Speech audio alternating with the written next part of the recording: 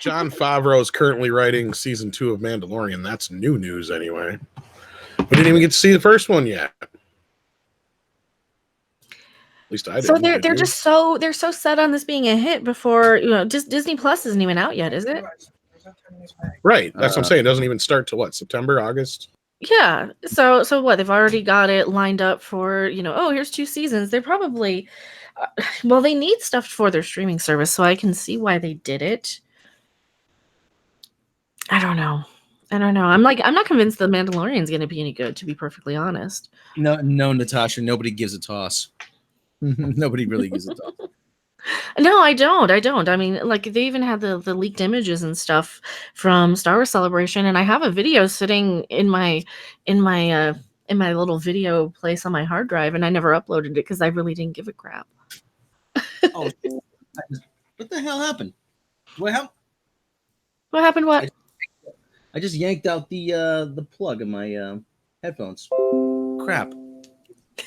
Damn it. Hey, when that happens. Hang on a second. Get an extender. All right, well, I'm having my own issues over here too, so. Should I take over? You want me to talk about my story? I'm news, I guess. I'm news from yesterday, if you want. Yeah, we're going to get to that yet too, but I got the... J-Rob, John Rob, another €2 super chat all the way from Ireland. Road trip. Road trip.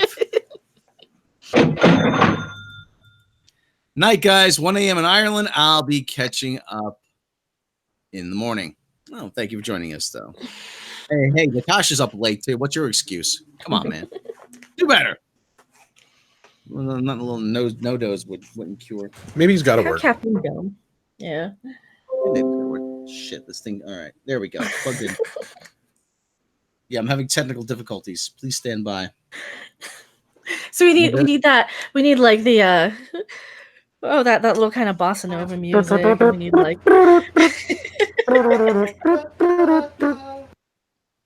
Yeah, in the time it's 2:12 a.m. She just came back from a party. Somebody's having a better night than the rest of us. Not that I don't like doing the podcast, but I'm not out partying. All right, but I'm old, so. What's a party? I don't know. I thought there was gonna be the Jeopardy music. Dang it! All right, let's move on to the next story. You going to read the Mandalorian story first? Yeah, where's the Mandalorian story? Do you got the Mandalorian story? You can't throw into the ocean now.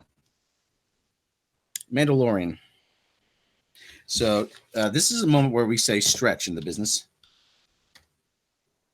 Now, the reason why they're doing this is because they really need this to be a hit. Even though I did send these to you. Right? They do need it to be a hit. And that's the thing. Like, this is the one that a lot of the Star Wars fans are actually excited for. Like, when I watch a lot of the kind of Fandom Menace channels when they were talking about this, a lot more people were excited about this. I think I'm just a curmudgeon on The Mandalorian. I really don't care. But a lot of people who are like, oh, nothing looks good out of Disney except for this one because we've got Taika Waititi and Jon Favreau and Dave Filoni.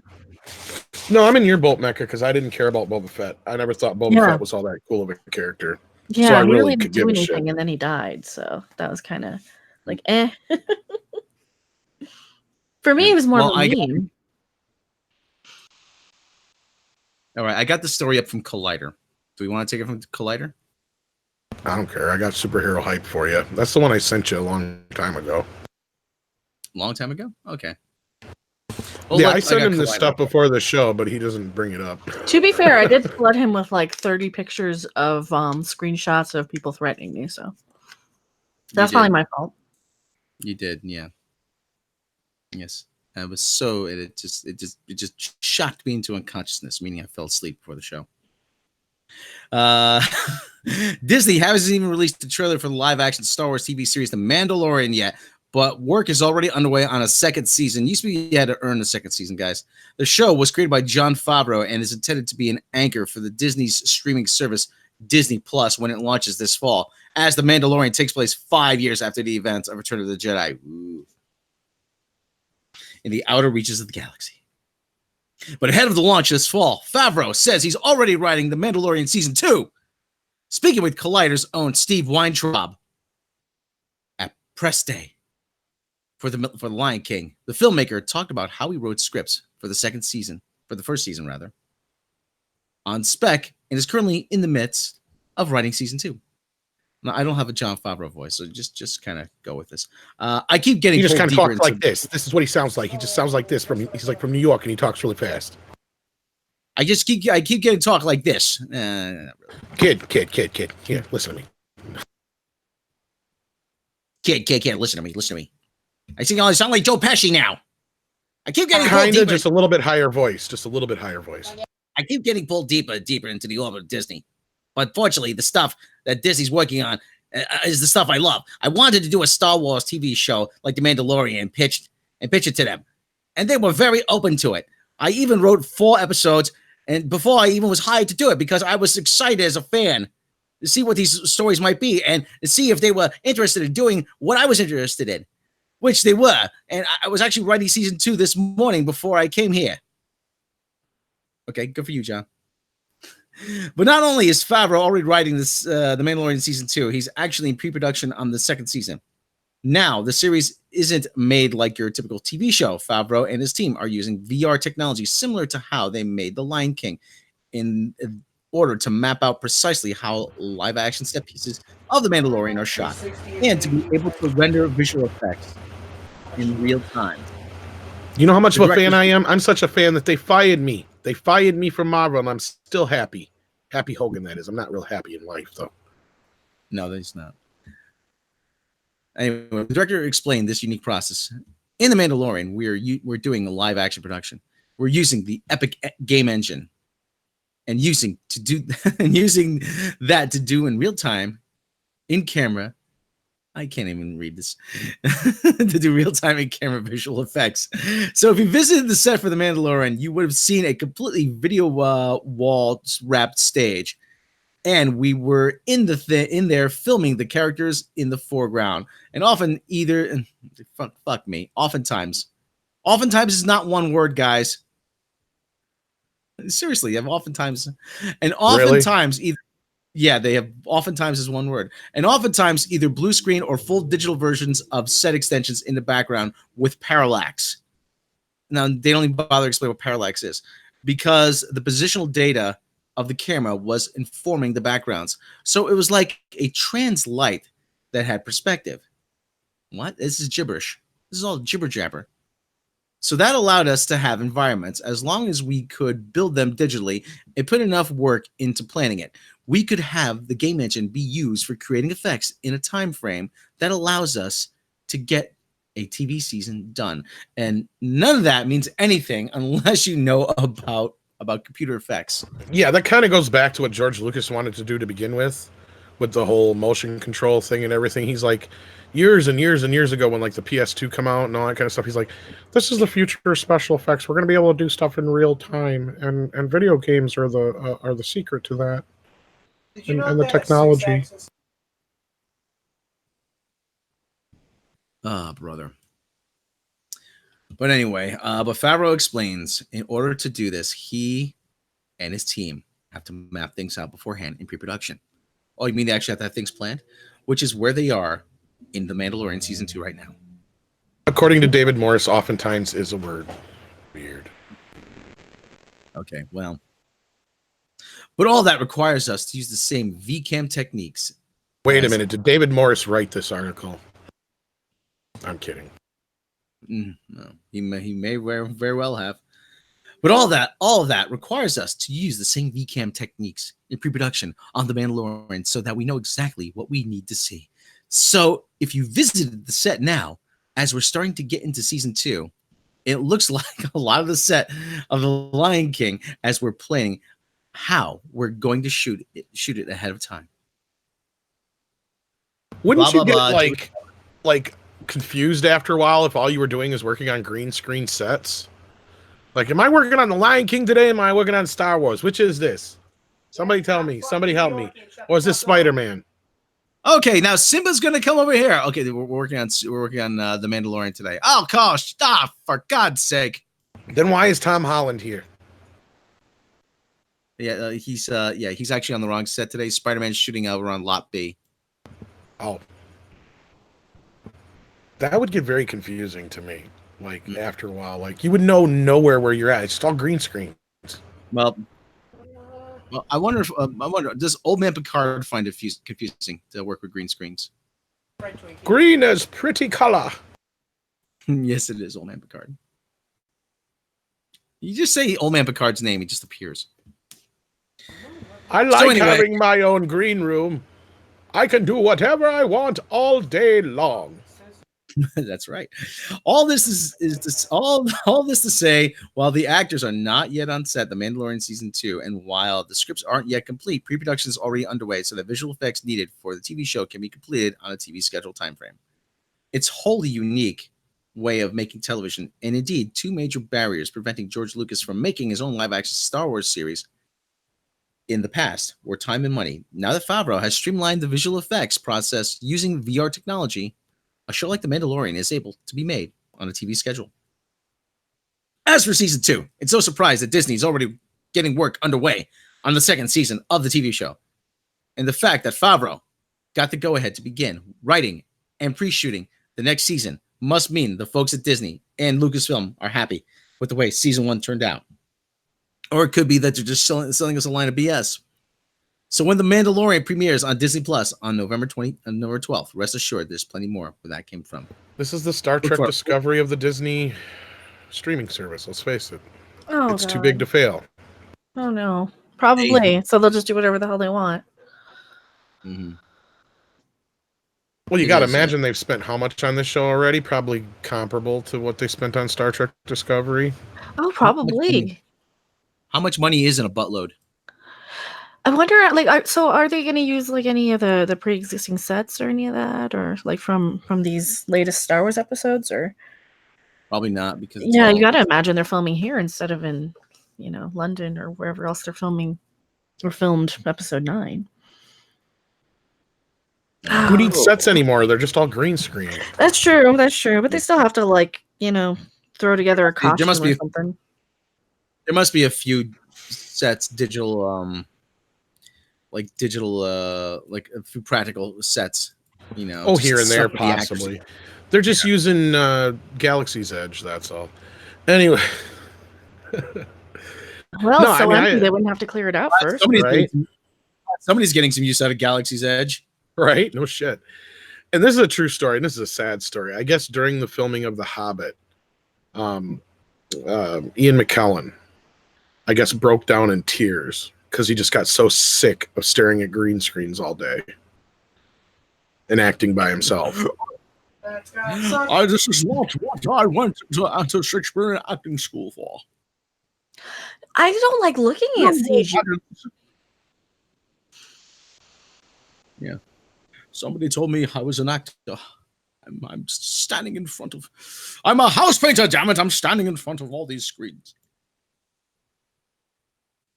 No, like seriously, as an audience member, it's really hard to look at all these CG, images because, well, I do have some color blindness, and it's really hard to tell the differences between, colors that are really similar, and they use a lot of really similar color palettes when they're making a lot of these CG backgrounds. This is why something like Endgame just looks pretty much black and white to me.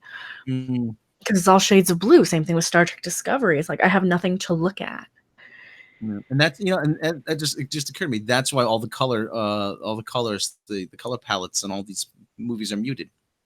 Because when you're shooting against a green screen, they're horrible. If the colors are too vibrant, then you know what? At some point, something is going to blend into the background, and you're going to see and like Captain America or Iron Man or whatever is going to be invisible. Mm-hmm. Just watching any of the behind the scenes things, even for something like Endgame, I mean, who was it who was just in all like motion capture stuff? Pretty much, I believe it was Don Cheadle for sure. Josh Brolin, was all. Yeah, Josh Brolin, of course, was all CG. Just they're just in the these Hulk. giant. Yeah, the Hulk. All these guys are just in motion capture suits. And even like Iron Man, even he has the suit on, but I mean, Mhm. it's all filled in. He usually only wears like half of it. Yeah, he'll wear like the upper shoulders and like the arms Yeah. and sometimes the helmet, but then the rest is usually. But it was the same thing watching making of the last two Ninja Turtle movies. It's Mhm. just four guys running around in gray suits with cameras on their head. with pink, And it doesn't even look like it'd be fun to make these movies as an actor, you know, like if you're somebody who's trained for years in the theater and you want to, and you're part of the fun of being an actor and part of why you do it is to get, you know, to be in costume and Well, yeah, to puts you in the character. yeah. And if you don't even have a costume, you don't even have a set, you don't have other actors to work off of, you have a giant green screen and a Well, that's motion why Ian capture. McKellen was crying. Yeah, I know. Like, how fun is this? How fun is this for these actors? No wonder they go around like miserable pieces of shit sometimes on social media or in their interviews. Like, yeah, like of course, you know, and it's not entertaining for us as the audience to watch either, because these actors, frankly, aren't that good for a lot of them. No wonder Hollywood is so bankrupt. They're taking the fun and passion and love of the entertainment business out of entertaining. Well, Dread Pirate says, "Give me something practical." But the whole problem is that it's, you know, constructing all these sets would be a huge undertaking. You'd spend most of your budget there. Mm-hmm. I mean, really, I don't care. I'm one of those. I agree. More practical you can go because we've gotten to a point where they use excuses.